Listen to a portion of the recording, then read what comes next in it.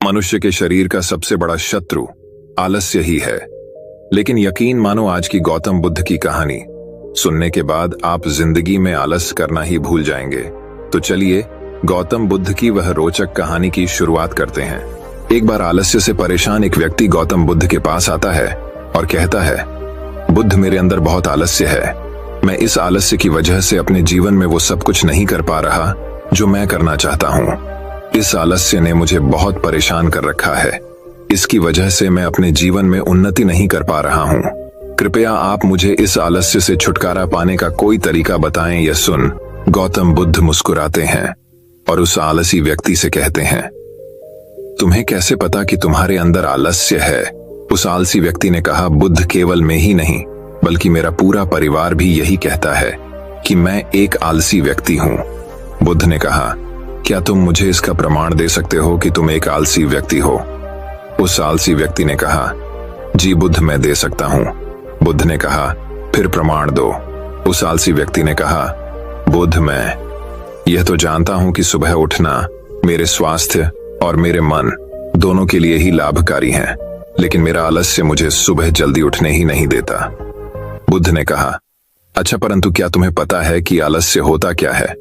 उस आलसी व्यक्ति ने कहा, बुद्ध, मुझे यह तो नहीं मालूम कि आलस्य होता क्या है, लेकिन यह जो कुछ भी है बहुत बुरा है। बुद्ध ने कहा, आलस्य एक मानसिक अवस्था है, एक भाव है, एक विचार है जिसे जाने अनजाने में हम इंसान खुद ही अपने अंदर पैदा करते हैं। आलसी व्यक्ति ने कहा, परंतु वो कैसे बुद्ध? तो बुद्ध ने कहा, पहले तो तुम ये समझो कि हमारे भीतर आलस्य दो कारणों से पैदा होता है। पहला कारण है शारीरिक और दूसरा कारण है मानसिक। शारीरिक आलस्य का पहला कारण है भोजन। जब हम कोई ऐसा भोजन ग्रहण करते हैं जिसमें खुद कोई जीवन नहीं है, तो ये भोजन हमारे शरीर के लिए बोझ बन जाता है और फिर ये हमारे अंदर रोग पैदा करता है, क्योंकि हमारा शरीर भोजन से मिलने वाली ऊर्जा के सहारे चलता है और फिर हम इसे जैसा भोजन देते हैं वैसे ही ऊर्जा हमारे शरीर को भी प्राप्त होती है। इसलिए अगर तुम आलस्य से बचना चाहते हो तो आसानी से पचने वाले और सीधे प्रकृति से प्राप्त होने वाले कुछ पदार्थों को अपनी भोजन में शामिल कर दो। शरीर के स्तर पर आलस्य का दूसरा कारण है गलत तरीके से चलना, गलत तरीके से बैठना और गलत तरीके से लेटना। गौतम बुद्ध ने भिक्षुओं के तरफ इशारा करते हुए उस आलसी व्यक्ति से कहा, अगर तुम ध्यान से देखो, तुम्हें आश्रमों के इन भिक्षुओं के चलने, बैठने और लेटने की अवस्थाओं में एक विशेष प्रकार का संग्रह नजर आएगा। जब ये चलते हैं तो इनके पैरों के बीच एक तालमेल होता है। जब ये बैठते हैं तो इनकी रीढ़ की हड्डी एकदम सीधी होती है और गर्दन थोड़ी सी ऊपर होती है, और जब ये लेटते हैं तो इनका शरीर एकदम शील होता है।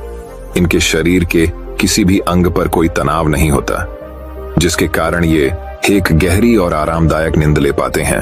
उस आलसी व्यक्ति ने पूछा, बुद्ध, क्या पर्याप्त निर्णय लेना भी उतना ही जरूरी है? बुद्ध ने कहा, ना कम ना ज्यादा। हमेशा ही पर्याप्त मात्रा में सोना लाभकारी होता है। अगर तुम आज रात पर्याप्त नींद नहीं लेते तो तुम्हारा कल का पूरा दिन थकान और आलस्य भरा होगा। इसलिए पर्याप्त नींद भी उतनी ही जरूरी है। आलसी व्यक्ति ने कहा, हाँ बुद्ध, ये तो मैंने भी महसूस किया है। आगे बुद्ध ने कहा, शरीर के आलस्य का तीसरा कारण है सुबह जल्दी ना उठना। यह सुनकर आलसी व्यक्ति ने कहा, हाँ बुद्ध, मैं तो सुबह जल्दी उठ ही नहीं पाता हूं। बुद्ध ने कहा, तुम सुबह जल्दी तब उठ पाओगे जब तुम रात में जल्दी सोओगे। बुद्ध ने आश्रम के वृक्षों की तरफ इशारा करते हुए कहा, इन वृक्षों को देखो, इन्होंने रात्रि में अपने सोने का एक निश्चित समय निर्धारित कर रखा है और यही कारण है कि ये रोज प्रातःकाल जल्दी उठने में सक्षम हो पाते हैं। हर एक बौद्ध भिक्षु को अनुशासन का पालन करना होता है और यही अनुशासन इनके जीवन में संतुलन लाता है। कुछ लोग अनुशासन को एक बंधन समझते हैं। उन्हें लगता है कि अनुशासन उन्हें बांधता है, लेकिन सच्चाई ये है कि अनुशासन हमें बांधता नहीं बल्कि स्वतंत्र करता है। इसलिए अगर तुम शारीरिक स्तर पर से छुटकारा पाना चाहते हो तो खुद को अनुशासन में डालो, एक निश्चित दिनचर्या का पालन करो। उस आलसी व्यक्ति ने कहा, लेकिन बुद्ध, शुरुआत कहां से करें? सही तरह का भोजन करने से, सही तरह से बैठने, लेटने और चलने से ही, या फिर सुबह जल्दी उठने से ही? बुद्ध ने कहा, शुरुआत अभी से करो। जो भी तुम इस समय कर रहे हो उसे पूरे ध्यान से करो। पहले तो मन के स्तर पर आलस्य को समझो। बुद्ध ने कहा, मन के स्तर पर आलस्य का पहला कारण है हमारी पुरानी गलत धारणाएं। जब हम किसी काम के लिए खुद को काबिल नहीं समझते तब हमारी भीतर आलस्य पैदा होता है। अगर हमारे मन ने यह विश्वास कर लिया कि पिछली बार की तरह इस बार भी मैं इस काम में असफल ही कहूंगा, तो उस काम को करने में हमें आलस्य आएगा, जबकि हम खुद को ये नहीं समझा पाते कि पिछली बार और इस बार में बहुत फर्क है। अब हम मानसिक तौर पर वो नहीं हैं जो पहले थे। हमने पिछली बार से बहुत कुछ सीखा भी है। इसलिए मानसिक आलस्य से बचने के लिए सबसे पहले खुद पर विश्वास करना सीखो। मानसिक आलस्य का दूसरा कारण है छोटी सोच वाले और आलसी व्यक्तियों का साथ करना। कई बार ऐसा होता है कि हम खुद आलसी नहीं होते, लेकिन कुछ आलसी और कामचोर लोगों के साथ रहते रहते हम खुद भी आलसी और कामचोर बन जाते हैं।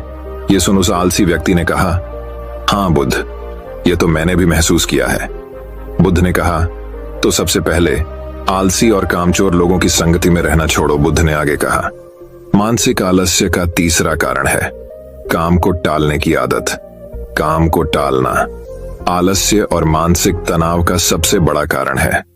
शुरुआत में तो हमें पता नहीं चलता, लेकिन धीरे धीरे यह आदत हमारे अंदर घर कर जाती है, और ये एक अकेली आदत है जो किसी भी इंसान की जिंदगी बर्बाद करने के लिए काफी है। इसलिए जो काम आज किया जा सकता है उसे कल पर कभी न डालें हैं। बुद्ध ने कहा, मानसिक आलस्य का चौथा कारण है लक्ष्य का स्पष्ट न होना। मान लो तुम किसी बड़े से रेगिस्तान में फंस चुके हो और तुम्हें जोरों की प्यास लगी है, तब तुम क्या करोगे? उस आलसी व्यक्ति ने कहा, मैं पानी की तलाश करूंगा। मैं कोशिश करूंगा कि जल्द से जल्द रेगिस्तान के पास वाले गांव में पहुंच जाऊं। बुद्ध ने कहा, लेकिन अगर बहुत कोशिश करने के बाद भी तुम्हें पानी ना मिले, तब उस आदमी ने कहा, मैं तब भी प्रयास करता रहूंगा, क्योंकि मेरे पास और दूसरा कोई विकल्प ही नहीं होगा। गौतम बुद्ध ने मुस्कुराते हुए कहा, इंसान को आलस्य तभी घेरता है जब उसके पास कोई स्पष्ट लक्ष्य ना हो या फिर उसके समक्ष बहुत से विकल्प उपलब्ध हों। इसलिए लक्ष्य का निश्चित होना परम अवश्य है। अगर तुम सुबह उठकर कुछ नहीं कर पा रहे हो, तो उसका कारण तुम्हारी नजर का स्पष्ट ना होना है। अगर तुम भविष्य में होने वाले रोगों और उन रोगों से होने वाली पीड़ा को स्पष्ट रूप से महसूस नहीं कर पा रहे हो। बुद्ध ने आगे कहा, मन के स्तर पर आलस्य का पांचवा कारण है किसी काम को करने की कोई बड़ी वजह ना होना। मान लो तुम बहुत से कीमती गहने लेकर एक सुनसान रास्ते से गुजर रहे हो। तुम चलते चलते बहुत थक चुके हो और तुम्हारा बैठने का मन कर रहा है, और तुम एक बड़े से पेड़ के नीचे आराम करने के लिए बैठ जाते हो। तुम अभी बैठे ही थे कि तुमने देखा कि दूर से कुछ डाकू तुम्हारी तरफ भागे आ रहे हैं। तो क्या ऐसी परिस्थिति में भी तुम्हारा आलस्य तुम्हें भागने से रोक सकेगा? नहीं ना। तो मेरी एक बात को समझो, तुम्हारा आलस्य केवल तुम्हें उन्हीं कामों को करने से रोक सकता है जिन्हें करने की तुम्हारे पास कोई बड़ी वजह नहीं है। वह आलसी व्यक्ति कहता है, आपका बहुत बहुत धन्यवाद बुद्ध, आपसे मुझे आलस्य का सारा खेल समझ आ गया। गौतम बुद्ध कहते हैं, मेरी एक बात हमेशा याद रखना, जहां स्पष्टता है और काम को करने की कोई बड़ी वजह है, वहां आलस्य हो ही नहीं सकता। तो दोस्तों, अगली आलस्य के ऊपर गौतम बुद्ध की एक रोचक कहानी कुछ इस प्रकार शुरू होती है। एक बार की बात है, एक आलसी आदमी बुद्ध के पास आकर कहता है कि हे बुद्ध, मैं अपने आप से बहुत परेशान हूं। मैं बहुत ही आलसी आदमी हूं, इसीलिए सब लोग मुझे ताने देते रहते हैं। क्या आपके पास कोई ऐसा मार्ग है जिससे मेरा आलस्य दूर हो सके? ये सुनकर बुद्ध ने कहा कि तुम्हें कैसे पता कि तुम आलसी आदमी हो? इस बात का उत्तर देते हुए वो आदमी बोला कि हे बुद्ध, सब लोग मुझसे कहते रहते हैं कि तू बहुत आलसी आदमी है। तुझसे कोई काम ठीक से नहीं होता, तू हर काम को टालता रहता है और भी ना जाने क्या क्या बातें कहते रहते हैं। यहां तक कि मेरे परिवार के लोग भी मुझे आलसी आदमी कहकर पुकारते हैं। यह सुनकर बुद्ध उस आदमी से पूछते हैं कि तुम्हारे पास आलसी होने का कोई प्रमाण है? क्या तुम यह सिद्ध कर सकते हो कि तुम एक आलसी आदमी हो? यह सुनकर वह आदमी कहता है कि बुद्ध, मैं कभी भी सुबह जल्दी नहीं उठ पाता और हर काम को टालता रहता हूं।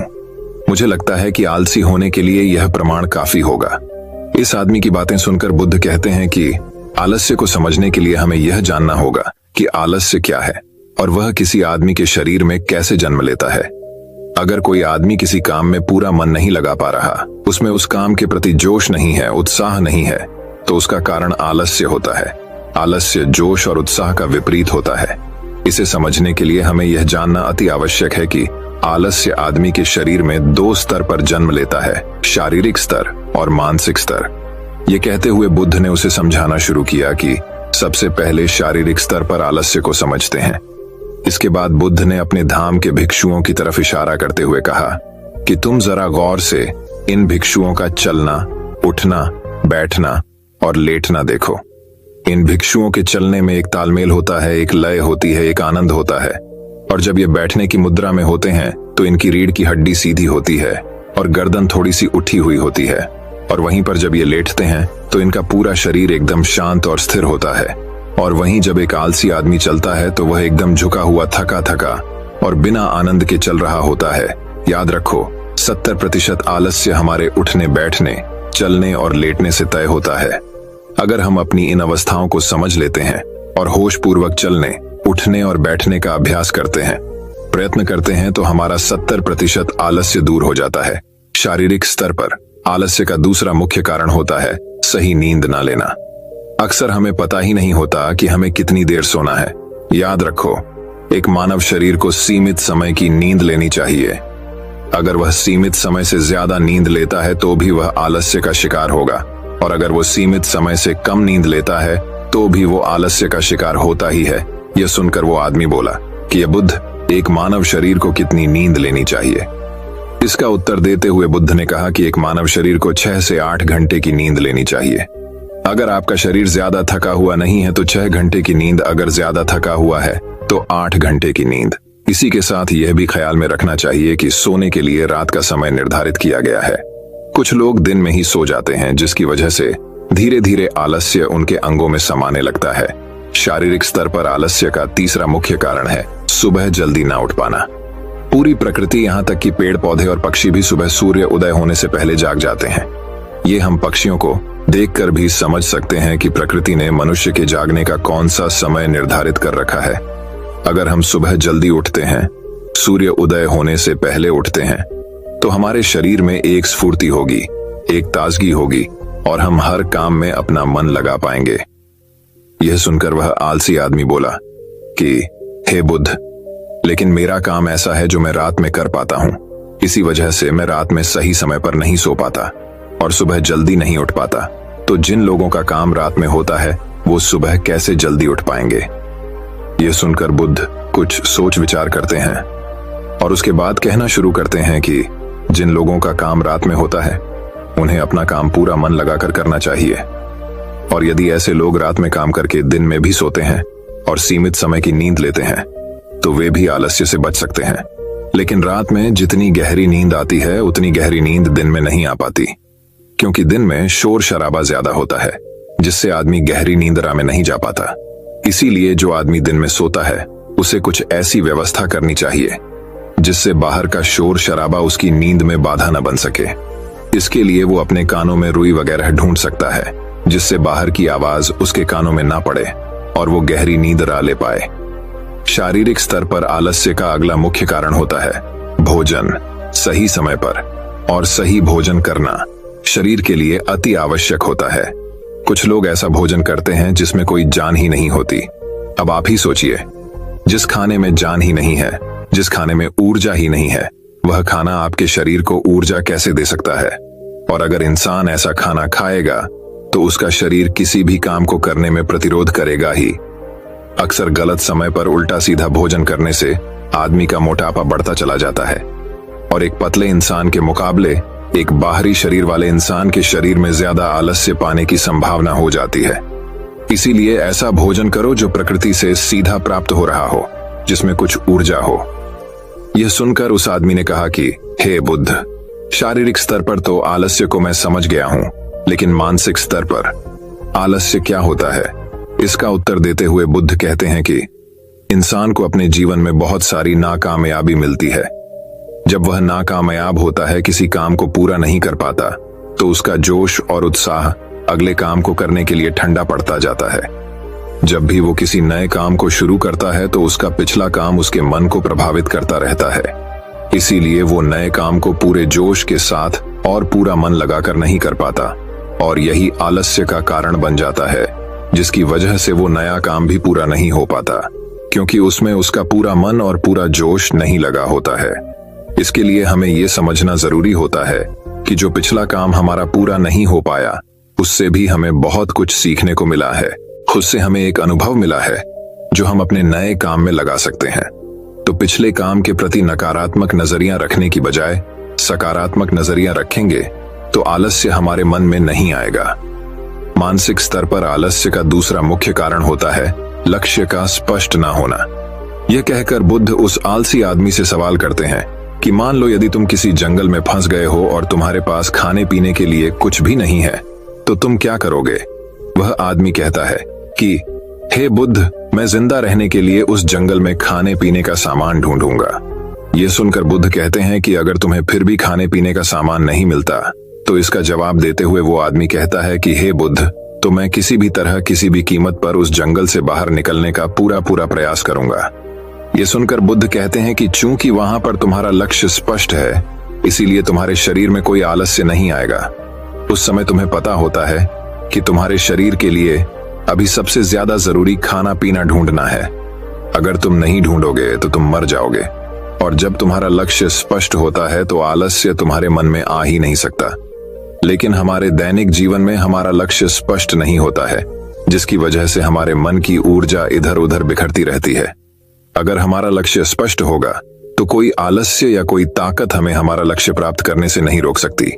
और इसी तरह अगर किसी काम को करने की हमारे पास कोई ठोस वजह नहीं होती तो भी हम उस काम को टालते रहते हैं। उस काम को करने का हमारा मन ही नहीं करता, क्योंकि हमारे मन में यह बात समाई होती है कि इस काम को करके कुछ फायदा तो होगा नहीं। इसीलिए किसी काम को करने के लिए उसकी ठोस वजह जानना बहुत जरूरी होता है। बहुत सारे लोग व्यायाम करने की अहमियत नहीं समझते हैं, क्योंकि वह इसकी वजह नहीं देख पा रहे हैं। वह सोचते हैं कि व्यायाम करने से क्या फायदा, लेकिन जो आदमी दूरदर्शिता रखता है, जो यह देख पाता है कि अगर मैं आज यह व्यायाम नहीं करूंगा तो भविष्य में मेरा शरीर कितने रोगों से ग्रस्त हो सकता है, तो ऐसे आदमी के पास स्पष्ट लक्ष्य भी होता है और ठोस वजह भी होती है, और इसीलिए वो लोग व्यायाम भी करते रहते हैं। मानसिक स्तर पर आलस्य का अगला मुख्य कारण होता है आलसी लोगों का साथ। अक्सर कुछ लोग आलसी नहीं होते, लेकिन उनके आसपास के लोग आलसी होते हैं। अगर आपकी संगति में आलसी लोग भरे हुए हैं तो आप भी उनकी तरह हो जाएंगे। आपका भी मन काम करने से भागने लगेगा। आलस्य एक छुआछूत की बीमारी की तरह होता है। जितने ज्यादा आलसी लोगों से आप घिरे हुए हैं, आपका मन उतने ही आलस्य को पकड़ लेगा। मानसिक स्तर पर आलस्य का अगला मुख्य कारण है किसी भी काम को टालते रहना। कुछ लोगों की आदत होती है काम को टालते रहना। आज का काम कल पर, कल का काम परसों पर। हमें यह महसूस भी नहीं होता कि धीरे धीरे यही हमारी आदत बन जाती है, और यह काम को टालने की आदत धीरे धीरे आपको आलसी बना देती है। इसीलिए किसी भी काम को कल पर मत टालो। और सबसे आखिर में बुद्ध ने कहा कि किसी भी काम को करने के लिए आपके पास उम्मीद होनी चाहिए, उत्साह और जोश होना चाहिए। हर काम को नया काम समझ के करना चाहिए। इसके बाद बुद्ध ने उस आदमी से कहा कि याद रखना, अगर तुम्हारे पास कोई स्पष्ट लक्ष्य है और उसे करने के लिए तुम्हारे पास कोई ठोस वजह भी है, तो दुनिया की कोई ताकत तुम्हें वो काम करने से नहीं रोक सकती। दोस्तों, जीवन में अगर कुछ हासिल करना है तो हमारे पास सिर्फ आज का ही समय है। ये मत सोचो कि कल आएगा।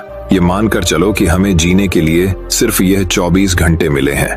इन 24 घंटों में मरने से पहले मैं क्या कर सकता हूँ, यह समझ लीजिए कि एक एक सेकंड मिलकर 1 मिनट बनता है, और एक एक मिनट मिलकर 1 घंटा बनता है, और घंटे दर घंटे एक पूरा दिन बनता है। तो हमारे लिए सबसे ज्यादा जरूरी वो सेकंड है जिनसे पूरा दिन बना हुआ है। इसीलिए अपने किसी भी सेकंड को बर्बाद मत करो, क्योंकि एक बार जो घड़ी बीत गई वो वापस लौटकर कभी नहीं आती। तो दोस्तों, अगली आलस्य के ऊपर गौतम बुद्ध की एक रोचक कहानी कुछ इस प्रकार शुरू होती है। गौतम बुद्ध के सब शिष्यों में एक ऐसा भी शिष्य था जो बहुत आलसी था, परंतु वे उससे भी उतना ही स्नेह करते थे जितना अन्य शिष्यों को। एक दिन गौतम बुद्ध ने उस शिष्य को एक कथा सुनाते हुए कहा, किसी गांव में एक ब्राह्मण रहा करता था। वह बहुत ही अच्छा इंसान था, लेकिन उसके अंदर एक बहुत ही खराब आदत थी, काम को टालने की। वह हमेशा ही आज के काम को कल पर टालता रहता था। वह यह मानकर चलता था कि जो कुछ भी होता है भाग्य से ही होता है। वह बड़ा ही आलसी और कामचोर था। एक दिन एक साधु उसके घर आया। ब्राह्मण और उसकी घरवाली ने उसका खूब आदर सत्कार किया। साधु ने चलते समय खुश होकर ब्राह्मण से कहा, तुम बहुत गरीब हो, लो मैं तुम्हें पारस पत्थर देता हूँ। 7 दिन के बाद मैं आऊंगा और इसे ले जाऊंगा। इस बीच तुम जितना सोना बनाना चाहो बना लेना। ब्राह्मण ने पत्थर ले लिया, साधु चला गया। उसके जाने के पश्चात ब्राह्मण ने घर में लोहा खोजा, उसे बहुत थोड़ा लोहा मिला। उसी को सोना बनाकर बेचा और कुछ सामान खरीद लाया। अगले दिन स्त्री के बहुत जोर देने पर वह लोहा खरीदने बाजार गया तो लोहा कुछ महंगा था। वह घर लौट आया। 2-3 दिन बाद फिर वह बाजार गया तो पता चला कि लोहा पहले से भी ज्यादा महंगा हो गया है। कोई बात नहीं, उसने सोचा 1-2 दिन में भाव जरूर नीचे आ जाएगा, तभी खरीदेंगे। किंतु लोहा सस्ता नहीं हुआ और दिन बीतते गए। 8वें दिन साधु आया और उसने अपना पत्थर मांगा तो ब्राह्मण ने कहा, महाराज मेरा तो सारा समय यूं ही निकल गया, अभी तो मैं कुछ भी सोना नहीं बना पाया। आप कृपया करके इस पत्थर को कुछ दिन मेरे पास और छोड़ दीजिए। लेकिन साधु राजी नहीं हुआ। उसने कहा, तुम जैसा आदमी जीवन में कुछ नहीं कर सकता। तुम्हारी जगह कोई और होता तो पता नहीं अब तक कितना सोना बना चुका होता। जो आदमी समय का उपयोग नहीं जानता वह कभी सफल नहीं होगा। ब्राह्मण पछताने लगा, पर अब क्या हो सकता था। साधु पत्थर लेकर जा चुका था। उसे अपने आलस और भाग्य पर जरूरत से ज्यादा यकीन करने की कीमत चुकानी पड़ी। इसलिए कहा जाता है कि आलस ही मनुष्य के शरीर का सबसे बड़ा शत्रु है। शिष्य अब बुद्ध के कहने का तात्पर्य समझ चुका था। उसने कसम खाई कि वह आज के बाद आलस्य को त्याग देगा। इसके पश्चात उसने कभी आलस नहीं की। दोस्तों, मैं उम्मीद करता हूं कि यह कहानी सुनने से आपके जीवन में अच्छे बदलाव आए होंगे। आपको इस वीडियो से क्या सीखने मिला ये कमेंट करके जरूर बताएं और अपने परिवार, दोस्तों या आपके करीबी इंसान के साथ ये कहानी शेयर करके उन्हें भी इस ज्ञान से परिचित करवाएं। बाकी अगर आपको ये वीडियो दिल से अच्छी लगी हो तभी इस वीडियो को लाइक कर देना, और आपने अब तक इस चैनल को सब्सक्राइब न किया हो तो चैनल को सब्सक्राइब भी जरूर कर देना। आपका हर दिन शुभ हो और खुशियों से आपका जीवन भरा रहे। धन्यवाद। नमो बुद्धाय।